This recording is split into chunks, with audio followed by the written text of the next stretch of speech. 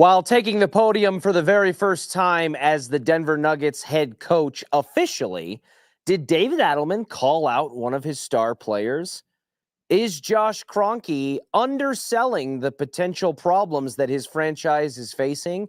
And are the Nuggets still hungry enough to win an NBA title? Plus, we will have to spend a little bit of time questioning whether or not the Rockies can avoid becoming the worst team in the history of Major League Baseball. All things to come on today's rundown, and we will begin with the Denver Nuggets as we bring in our Denver Nuggets analyst, Jake Shapiro. Works wonders at DenverSports.com and on all of our social channels, covering all things Denver Nuggets, as well as Colorado Buffaloes, Denver Broncos, and basically anything else we've got going on here in the state of Colorado. Jake, how are you, my friend? I'm good. It's summertime, Richie. Doesn't feel like it outside today, but No. it is. No, we had a little bit of a bummer weather-wise on Memorial Day weekend, and then it's carried into this week. But this weekend's supposed to be a little bit better, so we'll maybe kick it off this coming Saturday. But Jake, Catch me, Nikola Jokic, and Nikola Jokic's family at the pool.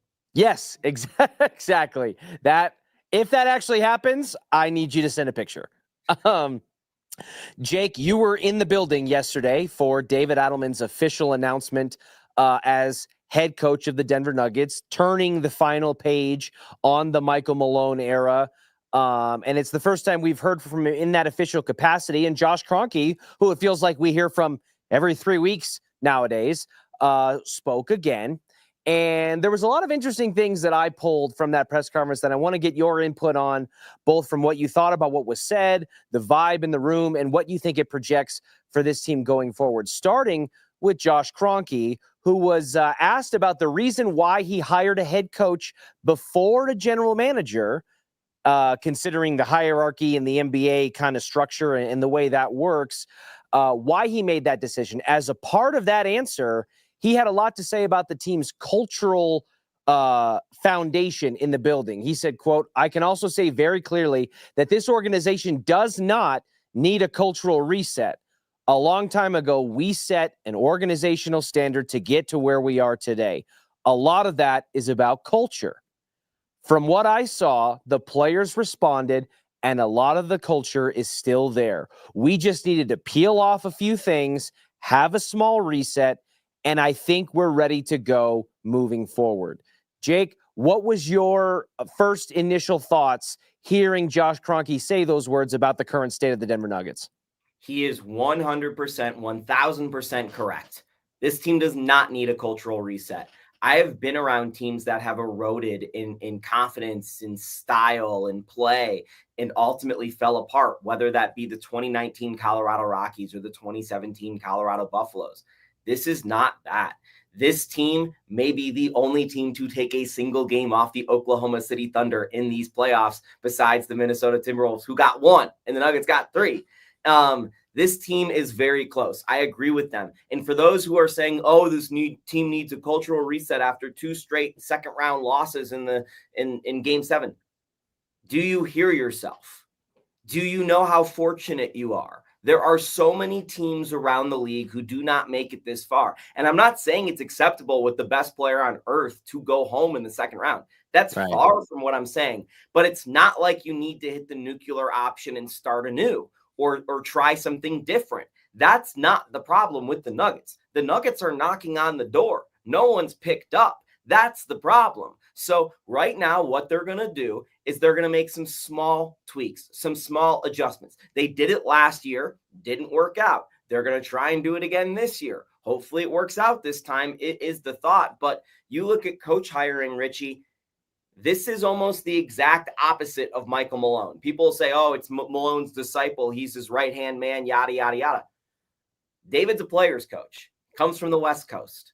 Michael Malone, East Coast guy, hard-nosed, like gets in people's faces, challenges people. Michael Malone looked at his players like they were being bossed around by him. David Adelman will look at his players almost as equals. So when it comes to organizational cohesion and hiring the GM after might not be the best move, I understand the thought process there. It can create internal conflict in politics. But if David Adelman and Josh Kroenke are as focused on internal cohesion as they said they were yesterday, then the Nuggets are going to be in good shape. Now, Jake, we have not heard any official announcement on the hiring of a new general manager, but I think the presumptive idea is that they will likely do exactly what they did with the head coaching hire and look inside the building to replace Calvin Booth. They may not. But if that is the case, are you hearing otherwise? Yeah, there's a couple names floating out there. Particularly, obviously, the Bob Myers rumor hasn't died, which I find interesting. I have no reporting on this. I just, when a rumor doesn't die, that generally means that there is some actual smoke there. But the bigger name that I've heard that continues to go around is the general manager of the Minnesota Timberwolves, working under Tim Connelly, who's the president of basketball operations there. I know the Nuggets are interested in him. Obviously, the Timberwolves season just ended last night, so the Nuggets may have not had a real opportunity to kind of make that move happen yet. That would be one of the names that is interesting for the Nuggets. Of course, they were very complimentary of Ben Tenzer, the interim GM, during that press conference yesterday, but you could see a situation where the Nuggets hire the general manager for the Minnesota Timberwolves to come in here and be the president of basketball operations. And then Ben Tenzer comes in and is promoted to full-time GM. That's actually the situation that Tim Connelly and Calvin Booth had the last couple of years before Tim left for Minnesota. David Adelman, Jake, was I think he was pretty honest and pretty confident for the most part at the podium for his style or his demeanor of speaking. And I found it interesting when he was talking about the aspect of professionalism. And he was asked about, the grind of the season. And he said, essentially, quote, "The last 2 years, we've lost Game 7 in the second round of the playoffs. So when we get to December, January, February, and there are small fires and things you put out, guys aren't feeling it, I will remind them of that. And we have to understand that if we want to reach the ultimate goal, our professionalism has to be throughout the whole season." That's obviously, in my opinion, Jake, an implication that the Nuggets were not handling themselves as a whole in the most professional manner. Do you think that David Adelman was talking about any particular player or players, or was it more of a general blanket statement calling out the entire team? Yes and yes. I'm not sure exactly which players because I'm not David, so I'm not understanding of necessarily his perspective and which players weren't being professional. I can guess, but that would be kind of, you know what they say about assumptions, Richie. Yes, so it's not worth doing that from my perspective. What I will tell you is when you lose to Washington, who's the worst team in the NBA or one of twice in the regular season, when you have Michael Malone actively calling out Jamal Murray and Nikola Jokic in November, it was pretty clear to me that the Nuggets' professionalism and approach to the entire regular season waxed and waned at times. And they felt similar to the 2023 season late, where they proved to themselves that they literally could flip the switch.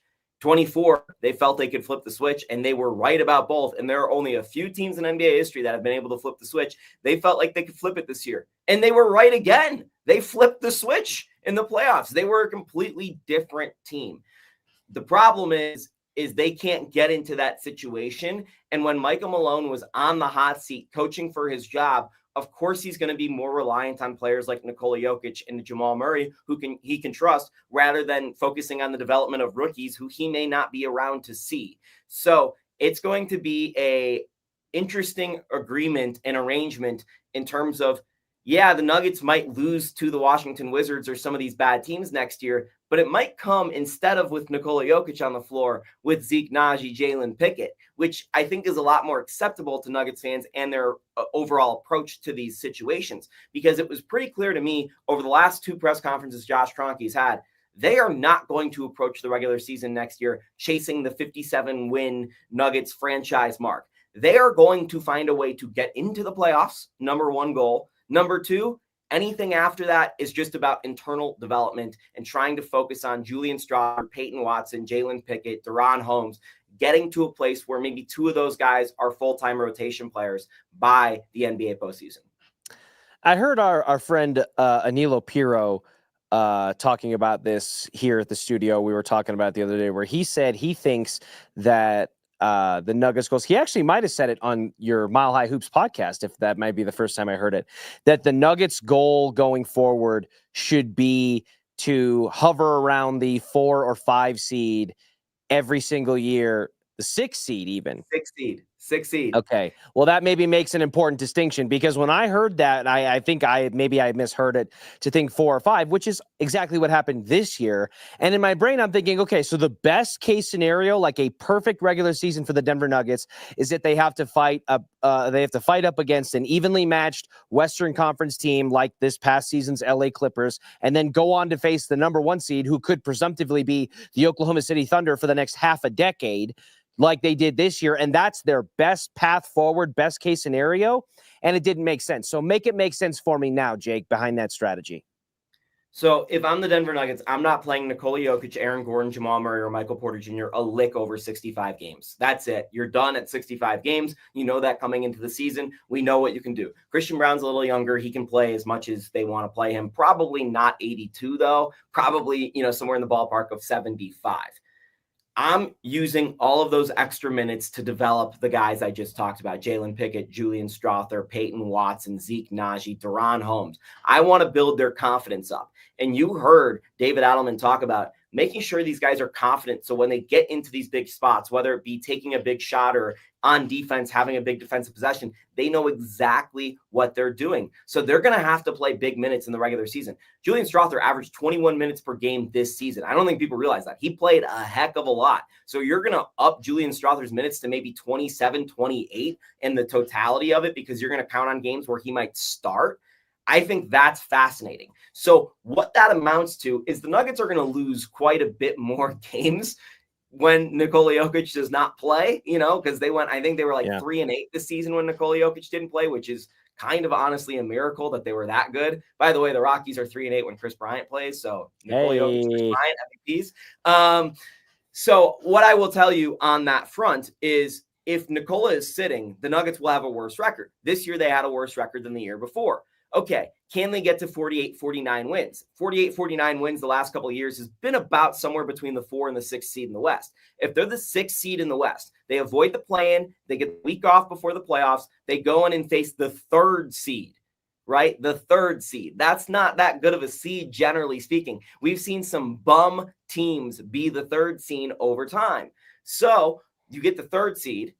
You don't have home court. By the way, home court does not matter, because the last 3 playoff series, you've lost 1, 2, 3, 4, 5, 6 home games in the last 3 playoff series. So home court advantage doesn't matter to the Denver Nuggets. Would have felt good. It would have felt good in Game 7 against the Thunder, though. Sure, it would have. Yeah. But it felt good against the Los Angeles Clippers to have home court advantage. But does Game 7 at home really matter when you had the biggest blown lead in the history of the NBA in a Game 7 at home? I think they just right. So it doesn't matter to me that much. So if you're the 6th seed, you kind of still get all the benefits besides home court advantage of getting into the playoffs and getting a decent seed. You don't play the best team. And in the second round, by the way, you're probably playing the 2 seed, which if you look around the West, there's one team that's clearly better than everyone else. And then there's a pack of teams. Maybe the Spurs separate themselves next year, but besides that, there's going to be no one. And if the Spurs separate themselves, they're going to be going from 30 wins to 59. Which is going to be a crazy story. So I even doubt that that's going to happen. So next year, 6th seed would be absolutely awesome. This year, it would have been awesome. Minnesota was the 6th seed. That's why they went to the Western Conference Finals. If the Nuggets had been the 6th seed, they probably would have been in the Western Conference Finals, because they would have just reversed the order that they played in, similar to 2 years ago. If they were the 6th seed, they would have been in the Western Conference Finals, because if they were the 1 seed, it's the same kind of concept. You're on the other side of the bracket. You would have avoided Minnesota. So I really like that concept, and I think there's a lot of benefits to it. So me and Anilo have been talking about it on the Mile High Hoops podcast, and that's why you think about it that way. But overall, it's because of, number 1, you're just focused on getting in the playoffs, nothing more, which is literally the 6th seed, and then 2, internal development. What did you make, Jake, of David Adelman's comments and almost desire to put out there that he wants and expects the team to come into the season and maintain the season much better from a conditioning standpoint. And what do you think that says about how he's preparing to mentally approach an NBA regular season as a head coach? Yeah, I think it says to me something else that David Adelman shared, which was he thinks the best teams in the NBA get off to great starts. And then they kind of let off the reins and they're able to rest guys. And maybe their record comes back to earth a little bit. They pick their spots throughout the rest of the regular season. That's what happened with the Nuggets in 2022, 2023 when they won the title. They got off to a decent start. They were about 500, and then they took off in late November, December into January. And if the Nuggets are on that same pathway again, and they were on a similar pathway for much of this regular season, they just need to get off to a little bit of a better start. And that's all David's saying. I think people are going to take it that he was calling out one specific player, that being Jamal Murray, who was actually in the room. I think the reporter that was asking the question was calling out Jamal Murray when he asked that question. I don't think David was calling out Jamal Murray at all. I don't think David was calling out anyone in specific. I think it's a general blanket statement. And you look at where the Nuggets were the last two off seasons, coming off of a championship, right? Very weird off season. It was short. A lot of guys were drinking and celebrating. That is their right. They earned that. The next year, half the team is at the Olympics, right? Like it was just two weird off seasons. So as a blanket statement, hey, I want guys to focus on development and getting their bodies right and coming into this season in shape.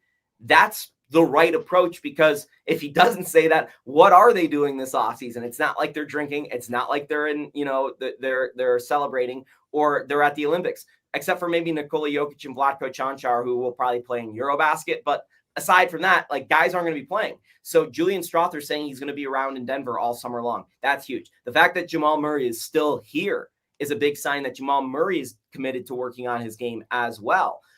Most of these guys are already out the door. Jalen Pickett, by the way, was still here. He was at that press conference too. Just no one realized it. I did. And that's why we have you, Jake. That's why to pick up the little things. In closing, Jake, I want to shift gears briefly to the Colorado Rockies, because you put out a great piece at DenverSports.com profiling just how low we are already seeing from this Colorado Rockies team, let alone what may happen over the back, stretch of the last 2/3 of the season here. And I remember sitting in a digital meeting with you and some of our other counterparts here at Denver Sports 104.3 The Fan, and tossing out the question of, would the Rockies, who I think were 6-34 or 26-24 at the time, would they get to 10 wins before they got to 40 losses? Well, they are now at a point at 9-47 where they, facing a 3-game series against the Mets, who are a very good team, may get to 50 losses before they find double digits in the win column. Jake, this is a Rockies team that has 6 pitchers with an ERA over 6. They've won 9 games this season and have been swept in a series 9 times. So my question to you, Jake, is, for a team that currently is off to the worst start since the invention of air conditioning, teddy bears, and the polygraph test, where is this team headed, and how quickly are we going to find out whether or not this will be the worst team that has ever played baseball professionally? Richie, it's not the worst team since then, because those things came way later than what we're talking about. Richie, the first car came to Denver in 1899. They are the worst team since 1899.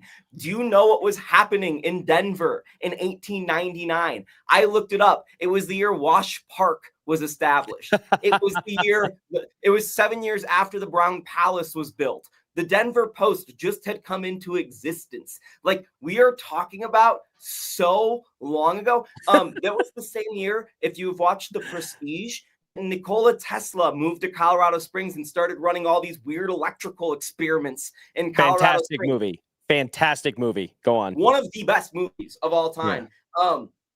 So you can like do the stats of how bad the current guys are. I mean, I'm pulling up something right now because this is hilarious.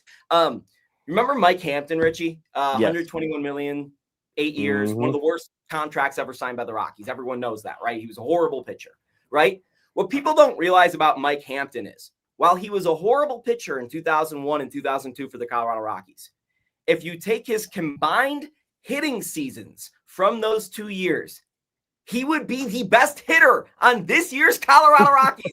Mike Hampton, the pitcher, he would lead the team in home runs with 10. He would trail just Beck and Tovar in OPS plus. He has a better slugging percentage and on base percentage than the entire team average. Mike Hampton would legitimately be the best hitter on this year's Rocky. Again, a pitcher. That's how bad things are for the Colorado Rockies. Richie, how many games did the Broncos win last year? Do you remember off the top of your head? 10. How long do you think you have to go back for them to have 47 losses? And the Broncos haven't been good for a long time, right? Yeah, geez, 47 losses. They had 7, then they had 8. That's 15. You got to go back, what, like almost a decade? They have 49 losses since the start of the 2018 season. Wow. They had 10 wins last year. Like that puts it into perspective. Like the Broncos weren't even good for much of that time. Like this is crazy. Like the Rockies aren't bad. They are a spectacle. Like the only team worse than them in baseball history, the 1899 Cleveland Spiders. And I wrote this piece for DenverSports.com. Before the season, the owner of the Spiders went to St. Louis and bought the Perfectos, which later became the Cardinals. He transferred all of his good players, including Cy freaking Young, from Cleveland to St. Louis, and all of the bad players from St. Louis to Cleveland. So basically, Cleveland became a AAA team. The teams at that point made their money off attendance, and road teams would split the attendance with home teams. All the fans in Cleveland protested. Only 100 fans were going to these games. So the teams just stopped coming to Cleveland. They had a 50-game road trip. Teams stopped playing Cleveland. Like, this is the second worst team in baseball history. The first worst was a AAA team that didn't play any home games, and they still went 20-134. The Rockies are projected to lose more games than that team from 1899. That's how bad this is. It's almost one of those things where if you didn't laugh, you would cry. And Jake, we are seeing articles and statistics and things come out that are suggesting that from an attendance standpoint, there is a noticeable dip, even though, when you get the Yankees that come to town, you're going to get 35,000 people there, or, depending on if Shohei Ohtani comes, I'm sure the Dodgers are going to pack the house. The Cubs always travel well, yada, yada, yada. Do you think legitimately that if they bottom out in the most historic of ways, which they are well a third of the way into their season or so, on their way to doing so, does that make any kind of needle-moving impact about the way that this team is run organizationally under the tutelage of Dick Monfort? Does anything change if they truly become the worst team in the history of Major League Baseball? Well, you already are seeing extreme stuff happen with the Rockies. They fired their hitting coach. They fired their manager. They never do stuff like that. Even when they lost 100 games the last 2 years, they weren't making these moves midseason. The Rockies aren't a team that makes giant firings or hirings midseason. So might you see even Warren Schaefer go at a certain point, because obviously Dick Monfort thinks this team's good. He said it had the best defense in baseball. I think Warren Schaefer's won 1 game since he took over as manager at the start of the month. Like, this is crazy. Like, will you see Clint Hurdle come back and be the manager of the Rockies? I don't know. Like, but we're talking about stuff that's not going to affect the team, because Richie, if you think about where the Rockies are, they don't have a top rate farm system right now. They're fringe top third, but like it's really not in the top 10 on most of the rankings. This season, they will have one of the top 5 picks in the draft, which is helpful. But next season, which is the year this season kind of, points towards in the draft, right? They are not eligible for a top 10 pick in the 2026 MLB draft because of the anti-tanking rules. The Rockies are not tanking. They are trying. And that's the worst part about all of this, as I underscore the Cleveland Spiders, as I talk about teams like the Oakland Athletics, who are now the Sacramento Athletics, or the Florida Miami Marlins. These teams do not try. The Chicago White Sox do not try. This is the Rockies putting their best foot forward. and it is the worst season in MLB history. So if you want to talk about changes happening, they think that they're on the right path. Like, that's a real thing. So nothing's actually going to change with the Colorado Rockies if they lose 100, if they lose 120, if they lose 140. It does not matter to the way things are run about there. And by the way, I don't think it matters much to the people of Denver either, because the Broncos are going to start playing with a very exciting quarterback in the month of August, pretty much, right? That's when the preseason starts. And everyone's going to turn their eyes from the Rockies to the Broncos. I think it would be very funny if the Rockies lost 100 games before the Broncos played their first preseason game. That might catch some people's eyes, but otherwise, it's a passing thought. And when me and you were growing up in Colorado, Richie, it was Broncos up here, but the Rockies weren't far behind, especially when they were good. Especially when they were good. And the Nuggets were all the way down here. Yep. Nuggets are up here, man. I have said forever that, growing up and the magical Rocktober run and all of the hysteria that got swept up into that, I remember being in an auditorium full of people. Everyone's trying to log on to get tickets, and you're refreshing, and they're crashing their system and all that stuff. If the Rockies were to ever trip and fall, because that's what it would have to be, into another Rocktober style run and finish the job, not get swept by the Boston Red Sox, that championship parade, the elation of that celebration would rival a Broncos Super Bowl parade. I genuinely believe that there is such a love for baseball here in this town, and it is just completely dormant, buried under sheets of mediocrity and apathy. But if something were to ever break through that, it would be very, very close to what I think a Broncos level celebration would look like. Two things on that. One, if the Rockies went on their October run right now, which was 21 out of 22? Correct. They would be 30-48. They would still be 18 games under 500. We need a double Rocktober. Okay. Secondarily, I've read a lot about Denver history. I actually had a degree in history at school at the University of Colorado Boulder. That's why I knew about the Spiders. I researched a lot for that story. If you want to look at like the political divides in our state, from Joseph Soapy Smith to the Colorado Coalfield Wars to our current political stuff that goes on, right?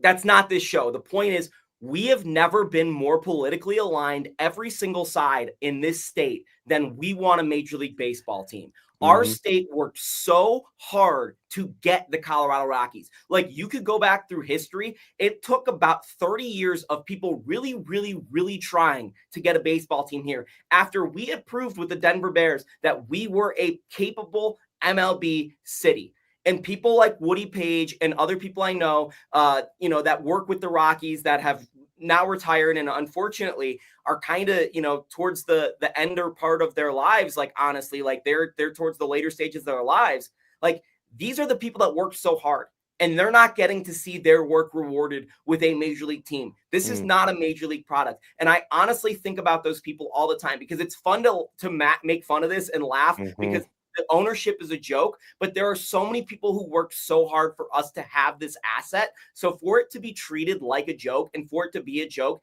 is so insulting to those people. And to me, that's what offends me, is that the city of Denver is a baseball town. We've proved it time and time again. When the Denver Broncos first got a team here in Denver in 1961, where did they play? They played at Bears Stadium, the baseball stadium, because we've always had a baseball team. You could go back and look at the history of baseball in Denver from the Denver White Elephants in 1932 all the way up into the Denver Zephyrs. We broke the color barrier here in Denver before the MLB did. Like, we did so many things that had such a lasting effect on the game of baseball that were important here in Denver.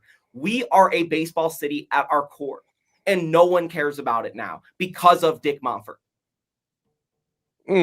That's a mic drop, Jake. That is a perfect place to leave it. And for the record, I co-sign everything that you just said. I think that it is a shame that this is the situation that it's turned out. And I think it's part of what makes the discourse so complicated and so frustrating when you're talking about, a section of the fan base that wants to boycott the team and stop going to games to try to usher and force some kind of change, in protest. But in doing that, you have to, sign off on robbing people of, a father wanting to take his son and daughter to a baseball game at one of the most beautiful ballparks in the country, with picturesque settings and all of that in a city that, especially in that Lodo area, has a lot of life and fun things to do. So it's part of what makes it so complicated. And it's why I've raised my hand as part of the problem, quote unquote, a handful of times. But that's BS, Richie. I don't fault anyone for going to the games. I don't fault anyone for protesting. However you want to treat this team is your rightful way. I still go to games. I still spend money there. I don't love when I spend money there, to be honest, but I still have a good time because it's the best bar in Denver. And it's one of the best family atmospheres, one of the best things you can do with your family. It really is. So I don't fault them, but I do think that the people that are interested in the Rockies are far less likely to watch them on TV, and we've seen the TV ratings plummet to the point where they no longer have a TV channel. That's a good way to put it. Jake, thank you so much for joining us today. Appreciate all your insight and all the coverage you've been doing on the Denver Nuggets as they head into what will be one of the more pivotal off seasons in the history of their franchise, and the extra legwork that you've taken upon yourself to provide the historical context as to just how low this Rockies team may go. So thank you so much for joining us. We'll catch up with you again soon. There were 47 states, maybe 46 in the United States the last time a team was this bad. That is a great trivia question. I'm going to file that one away. Jake, thank you so much. We'll talk to you soon. For all the rest of you out there, have a wonderful rest of your afternoon. We are inching closer, just one way away from that weekend. And as we mentioned at the top of the show, it's going to be a pretty one. So get out and enjoy it, because it feels like summertime here in Colorado is slowly but surely starting to creep its way into our lives. We'll catch you again tomorrow at noon.